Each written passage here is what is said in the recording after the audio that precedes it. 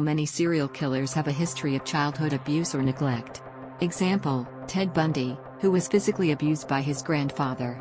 Many serial killers have a history of cruelty to animals. Example, Jeffrey Dahmer, who killed and dismembered animals as a child. Many serial killers have a history of setting fires.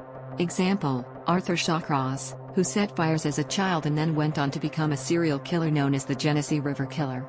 Many serial killers have a history of bedwetting well into their teenage years. Example, Albert DeSalvo, the Boston Strangler, who wet his bed until he was 18. Many serial killers have a history of necrophilia, or a sexual attraction to corpses. Example, Ted Bundy, who confessed to having engaged in necrophilia. Many serial killers have a history of voyeurism or exhibitionism. Example, Jerry Brudos, the Lust Killer, who was known for peeping into windows and exposing himself. Many serial killers have a history of being bullied or bullied others. Example, David Berkowitz, the son of Sam, who was bullied as a child and then went on to bully others. Many serial killers have a history of mental illness. Example, John Wayne Gacy, the killer clown, who was diagnosed with antisocial personality disorder.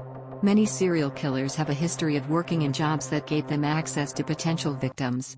Example, Gary Ridgway, the Green River Killer, who worked as a truck painter, giving him access to truck stops and prostitutes.